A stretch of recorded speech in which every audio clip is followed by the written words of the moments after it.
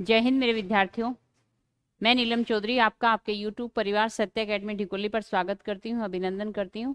और ये हमारी करंट जनवरी का लास्ट पार्ट है, पार्ट 4। और इसके बाद मैं आपके लिए जो जनवरी के जो करंट है उसकी हम टेस्ट सीरीज लाएंगे। उसके बाद फिर हम फरवरी की करंट स्टार्ट करेंगे। तो चलिए शुरू करते हैं बिना देर किए। पहला प्रश्न, चीन पर तैनात होने वाली पहली भारतीय महिला सैनिक अधिकारी कौन बनी? तो पहली भारतीय महिला सैनिक अधिकारी कौन बनी? शिवा चौधरी। शिवा चौहान। कैप्टन शिवा चौहान सियाचिन पर तैनात होने वाली पहली महिला सैनिक अधिकारी बनी। और सियाचिन आपको पता होना चाहिए युद्ध के मैदान का सबसे ऊंचा स्थल, सबसे ऊंचा या कहो कि युद्ध का सबसे ऊंचा मैदान सियाचिन। तो पहली महिला सैनिक अधिकारी कौन बनी? शिवा चौहान। और शिवा चौहान कहां से बिलोंग करती हैं? तो आप बता देना, राजस्थान से। तो मैं आपको दिखा देती हूं शिवा चौहान। तो सियाचिन पर पहली महिला अधिकारी सैनिक तैनात होने वाली शिवा चौहान। नेक्स्ट प्रश्न की ओर बढ़ते हैं। जलीकट्टू 2023 का आयोजन कहां किया गया? तो आपको बता देने हैं जलीकट्टू समारोह का आयोजन किया गया है तमिलनाडु राज्य में। तमिलनाडु में इसका आयोजन किया। और तमिलनाडु में भी कहां? तो आप बता सकते हैं मुंगेर के अवनियापुर ग्राम में इसका आयोजन किया गया। ये जलीकट्टू है क्या? तो ये आपको याद रखना है मट्टू पोंगल। मट्टू पोंगल त्योहार के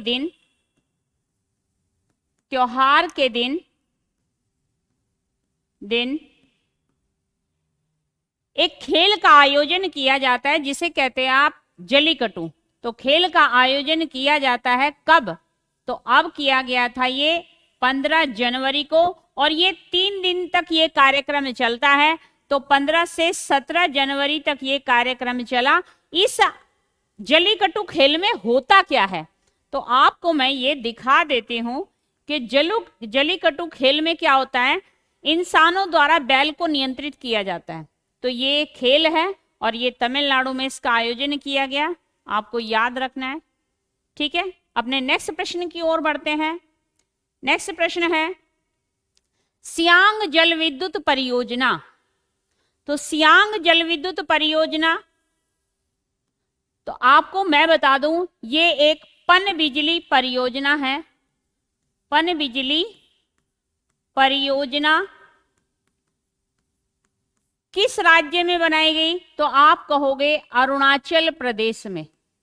अरुणाचल प्रदेश में मैंने कहा एक पनबिजली परियोजना है और ये 11,000 मेगावाट की परियोजना है जो चीन की एक परियोजना को देखकर बनाई गई है। उद्देश्य क्या है इसका और किस नदी पर है? तो आप कहोगे ब्रह्मपुत्र नदी पर।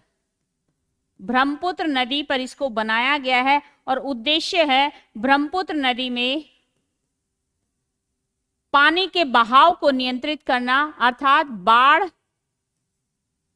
बाढ़ को नियंत्रित करना इसका उद्देश्य है। तो हम आपको दिखा देते हैं अरुणाचल प्रदेश में कहां पर। तो आप कह सकते हो कहां पर? तो सियांग, ऊपरी सियांग जिले में। ठीक है, तो ऊपरी सियांग जिले में इसको बनाया जा रहा है। तो कहां पर? सियांग, ऊपरी सियांग जिले में। जिले में इसको बनाया जा रहा है। तो सियांग जल विद्युत परियोजना किस राज्य में? अरुणाचल प्रदेश में। कहां पर? तो ऊपरी सियांग में बनाया जा रहा है। किस नदी पर? तो ब्रह्मपुत्र नदी पर। उद्देश्य क्या है इसको बनाने का? तो गंगा ब्रह्मपुत्र के पानी के बहाव को रोकना, उसको नियंत्रित करना, अर्थात बाढ़ को नियंत्रित करना इसका उद्देश्य है। नेक्स्ट प्रश्न की ओर बढ़ते हैं। तो ये देखो, ये वो परियोजना है, सियांग जल विद्युत परियोजना। नेक्स्ट है चराइदे मोइदमस। तो चराइदे मोइदमस है क्या? तो आपने सुना होगा मिस्र के पिरामिड, मिस्र के जो राजा हैं उनकी कब्र को कहा जाता है। वहां पर क्या है? उन पिरामिडों में उनकी कब्र है। तो भारत के अंदर भी ऐसे ही राजशाही कब्रें हैं, अर्थात पिरामिड है। तो चराइदे मोदम्मस पिरामिड सुर्खियों में क्यों रहा भाई? तो भारत के अंदर भी ऐसी राजशाही परिवार की कब्र है जिसको चराइदे मोदम्मस कहा जाता है। पिरामिड किस राज्य में है? असम में। अब ये चर्चाओं में क्यों रहा? चर्चाओं में इसलिए रहा कि यूनेस्को की विश्व धरोहर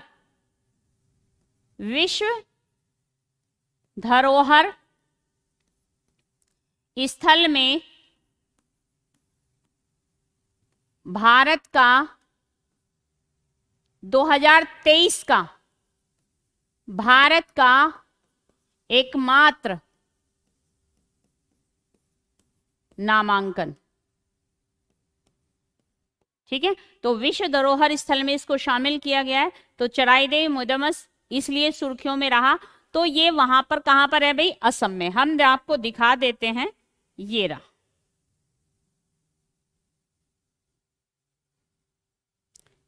ठीक है, तो ये असम में एक अमोह युग के राजा थे, अमोह, तो उनकी ये कब्र है।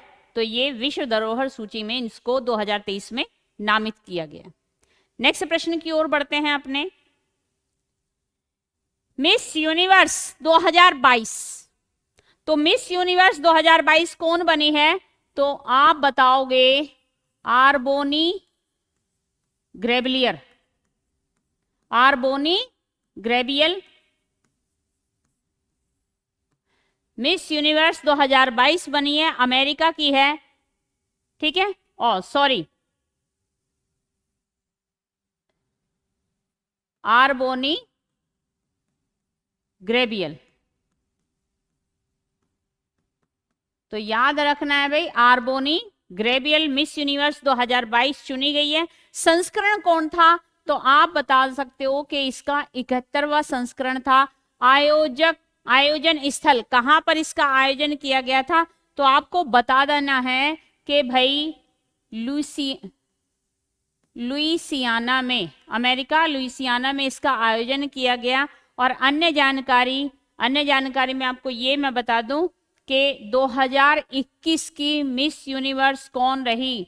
तो आपको पता होना चाहिए, हरनाज कौर संधू। हरनाज कौर संधू ने क्या किया? आर्बोनी ग्रेबियल को ताज पहनाया। ठीक है ना, ताज पहनाया। तो मिस यूनिवर्स 2022 आपको मैं बता दूं किसने? आर्बोनी ग्रेबियल ने। और ये कौन है भाई? तो पेशे से ये एक मॉडल है और एक फैशन डिजाइनर है और अपने काम में ये पर्यावरण को प्राथमिकता देती हैं। ठीक है, तो हम आपको इनकी फोटो दिखाते हैं। ये है आर्बोनी ग्रेबियल मिस यूनिवर्स 2022। तो याद रखना, महत्वपूर्ण प्रश्न है आने वाले एग्जाम में। Next, global fire power index 2023। तो पहली बात ये आती है कि ग्लोबल फायर पावर इंडेक्स 2023 है क्या? तो ये एक थिंक टैंक संस्था है, थिंक टैंक संस्था है, आप ये बता सकते हो। और जो 2006 से ये रिपोर्ट जारी कर रही है, ये रिपोर्ट कैसी है कि भाई विश्व में सबसे ज्यादा पावरफुल सेना किसकी है। तो बहुत सारे मापदंड हैं जिसके आधार पर यह किया जाता है। सबसे पावरफुल सेना में प्रथम स्थान किसका है, तो आपको बता देना है अमेरिका। अमेरिकी सेना का भाई प्रथम स्थान। और प्रश्न बनेगा भारत कौन से स्थान पर है, तो आपको बता देना है भारत का है भाई चौथा स्थान। भारत चौथे पायदान पर है। तो हमारी सेना शक्तिशाली में कौन सा स्थान रखती है, चौथे स्थान। पहले स्थान पर अमेरिका की सेना, दूसरे स्थान पर आप रूस की सेना है, और तीसरे स्थान पर चीन की, ठीक है, और भारत के बाद यूके की सेना, ठीक है। तो इस प्रकार 145 देशों को इसमें स्थान दिया गया था भाई। तो भारत का स्थान कौन से पर है, चौथे पर, ठीक है। तो याद रखना भाई। चलते हैं अपने नेक्स्ट प्रश्न की ओर। ममानी महोत्सव। ममानी महोत्सव कहां मनाया गया, तो लद्दाख में। लद्दाख में मनाया गया। किसके द्वारा, तो आप कह सकते हो हिमालयन कल्चर हेरिटेज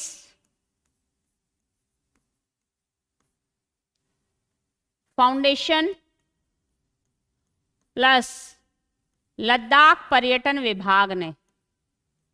लद्दाख पर्यटन विभाग ने इसको बनाया। विशेषता क्या है इसकी, कहां मनाया, तो ये भी इंपॉर्टेंट है। एक आपका है स्टेयांग कुंग गांव में। स्टेयांग कुंग गांव में इसको मनाया गया। और स्टेयांग कुंग गांव की विशेषता ये है कि भाई 500 साल पुराना ये गांव है जो विरासत गांवों की सूची में आता है और इसको संरक्षित किया जा रहा है। और ममानी महोत्सव की विशेषता में आप ये याद रख सकते हो कि इस महोत्सव में होता क्या है कि हम एक दूसरे को क्या करते हैं, आपस में रिश्तेदारों में पड़ोसियों में भोजन का आदान प्रदान किया जाता है। और विभिन्न प्रकार की आप ये कह सकते हो कि विभिन्न प्रकार की आत्माओं, जिसे वहां बोला जाता है लाहा, लाहा की पूजा अर्चना की जाती है। पूजा अर्चना की जाती है और भोजन का, मैंने अभी आपको बताया, भोजन का आदान प्रदान इस महोत्सव में किया जाता है। आदान प्रदान किया जाता है। तो ममानी महोत्सव लद्दाख में। तो नेक्स्ट चलते हैं अपने प्रश्न की ओर। उत्तरी भारत की सबसे बड़ी फ्लोटिंग सौर ऊर्जा परियोजना।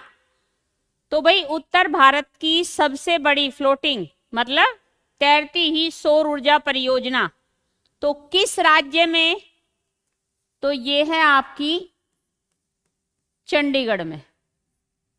चंडीगढ़ में उद्घाटन किसने किया, तो चंडीगढ़ के प्रशासक कौन है, तो बनवारी लाल पुरोहित।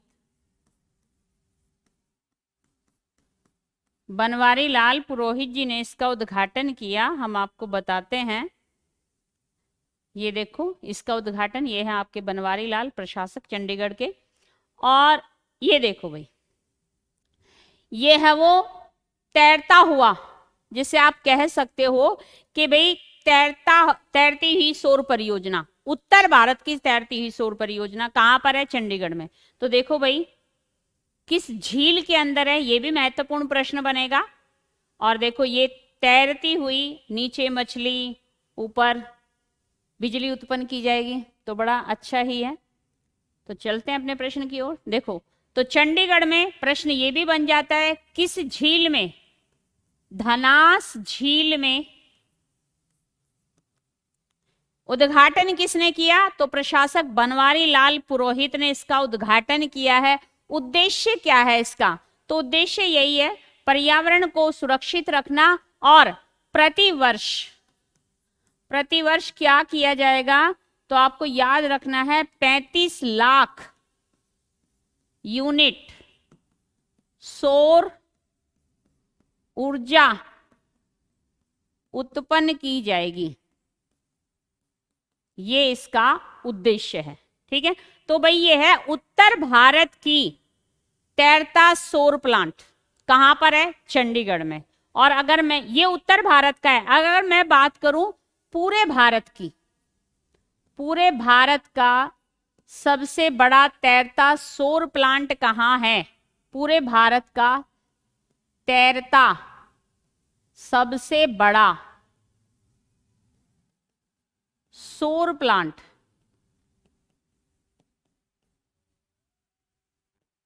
तैरता सौर प्लांट, तो आपको बता देना है तेलंगाना।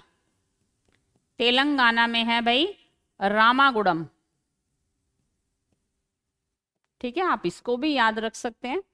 तो याद रखना, उत्तर भारत की सबसे बड़ी तैरती सौर परियोजना कहां पर बनाई गई है? चंडीगढ़ में। किस झील में? तो धनास झील में। उद्घाटन बनवारी लाल पुरोहित ने किया और उद्देश्य है कि प्रतिवर्ष 35 लाख यूनिट सौर ऊर्जा उत्पन्न की जाएगी।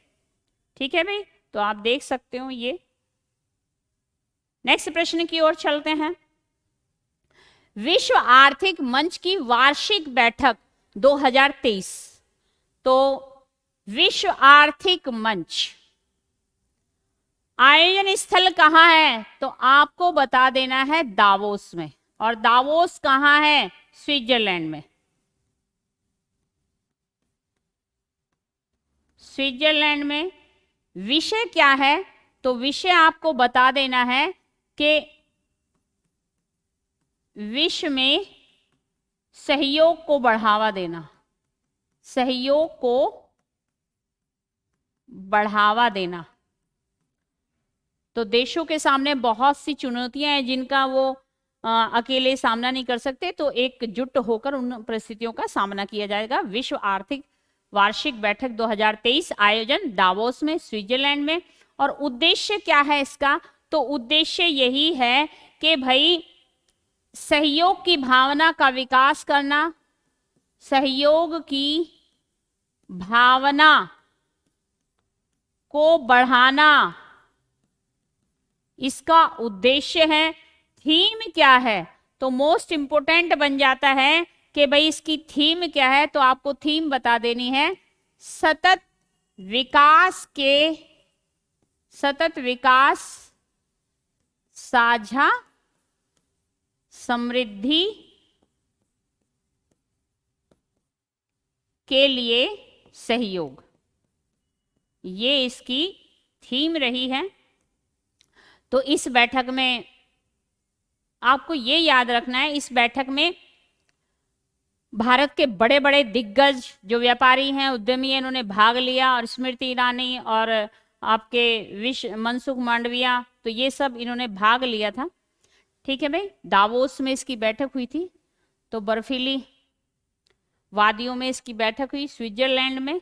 तो आपको ये बता देना है। और प्रश्न ये भी बन जाएगा कि आर्थिक मंच, विश्व आर्थिक मंच का गठन कब हुआ था? तो गठन आप बता दोगे 1971 में इसका गठन हुआ। तो याद रखना। चलो देखते हैं। ये देखो, ये इसकी बैठक हुई थी और इसमें देश के बड़े बड़े उद्यमी, स्मृति ईरानी, जैसे कि मैंने अभी आपको बताया, सभी ने, लगभग 100 से ज्यादा लोगों ने इसमें हिस्सा लिया था।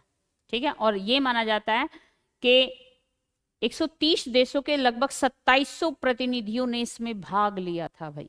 ठीक है, तो नेक्स्ट आगे बढ़ते हैं। नेक्स्ट प्रश्न है, शिपिंग नहर परियोजना से समुद्रम परियोजना को जीवंत करने की मांग। तो बात आ रही है कि जीवंत करने की मांग किस राज्य ने की? तो राज्य बता देना है आपको कहां पर। तो ये है आपका तमिलनाडु ने। तमिलनाडु में इसकी मांग की है। उद्देश्य क्या है इसका, तो पहले हम आपको ये दिखा देते हैं।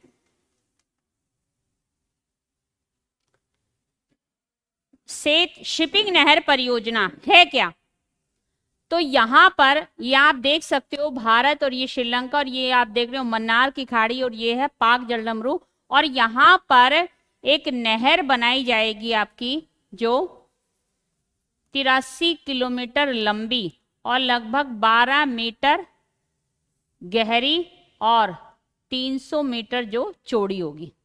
तो यहां पर एक नहर बनाए जाने की मांग दोबारा की गई है, ये प्रश्न बनता है। और इस नहर को बनाने का उद्देश्य क्या है, आपको ये भी समझना है कि जो पूर्वी तट है, पूर्वी तट से पश्चिमी तट पर जाने के लिए जो जहाज थे हमारे, तो जो जहाज ये जल मार्ग से होते हुए और ये श्रीलंका का चक्कर काटकर भाई इसको पूर्वी तटों पर जाना पड़ता है, तो लगभग इसमें बहुत सारा समय लगता है। उसी समय को बचाने के लिए एक ये कहा गया था कि भाई यहाँ पर शिपिंग नहर का निर्माण किया जाएगा, इस नहर से इस समय की बचत की जा सकती है। ठीक है, तो ये शिपिंग नहर है, लेकिन इसकी शुरुआत 2005 में की गई थी शिपिंग नहर को बनाने की, लेकिन 2007 में सुप्रीम कोर्ट के आदेश से इसको बंद कर दिया गया। बंद क्यों कर दिया, क्योंकि आपने देखा होगा कि यहां पर राम सेतु पुल है, जो भगवान श्री राम द्वारा बनाया गया पुल है। इसमें बहुत से आलोचकों ने अपनी राय दी कि भाई अगर यहां पर एक नहर का निर्माण किया जाएगा तो जो समुद्र में प्रवाल भित्ति है और समुद्री जीवों को नुकसान होगा, और दूसरी बात है जो सेतु पुल है, राम सेतु पुल, उसको भी हानि होगी, जो कि एक धार्मिक मुद्दा है। और इसी आधार पर सुप्रीम कोर्ट ने 2007 में इसको क्या कर दिया, इस काम को रोक दिया गया था। तो पुनः मांग शिपिंग नहर की जा रही है, आपको ये बता देनी है। और इसके बनने से लगभग 800 किलोमीटर की दूरी को कम किया जा सकता है और 30 से 35 घंटे बचाए जा सकते हैं। ठीक है, तो पुनः इसकी मांग की जा रही है, आपको ये याद रखना होगा। तो ये आपको समझ में आ गया होगा। उद्देश्य क्या है इसका नहर का, तो आप बता सकते हो इससे क्या होगा, पूर्वी तट और पश्चिमी तट को जोड़ना। ठीक है, तो ये है आपकी शिपिंग नहर परियोजना, सेत समुद्रम परियोजना को पुनः से जीवित करने की मांग की जा रही है। तो ये आपके प्रश्न क्लियर हुए। वीडियो अच्छी लगी है तो लाइक कीजिए, सब्सक्राइब कीजिए और अपने दोस्तों को शेयर कीजिए। तो फिर मिलते हैं नई वीडियो के साथ, तब तक के लिए धन्यवाद।